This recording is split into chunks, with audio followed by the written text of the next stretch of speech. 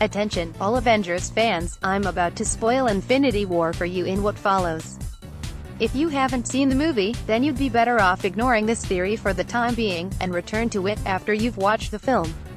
There's one thing that bothers me about the Infinity War, and it concerns the Hulk.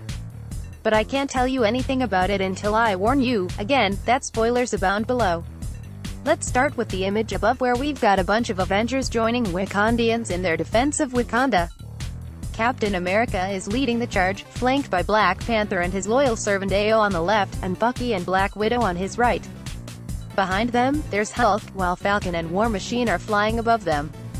This screenshot comes from this Infinity War trailer that was released on November 29 last year, getting more than 180 million views since then. However, this particular scene is nowhere to be seen in the actual movie, and you know that by now.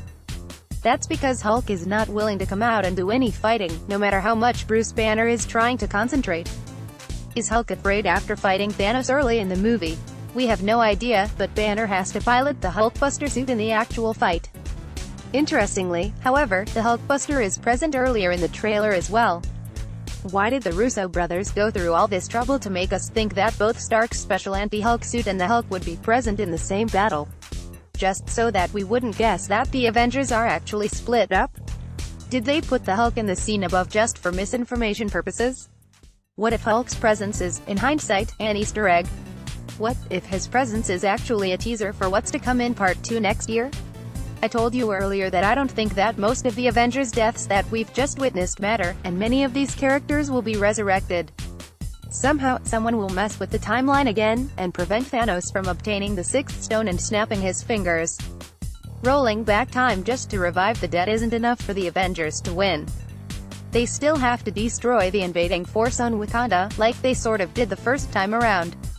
Because, no matter how far you roll back time, it won't change Thanos' plan.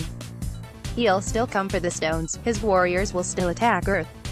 All of that needs to be stopped, somehow.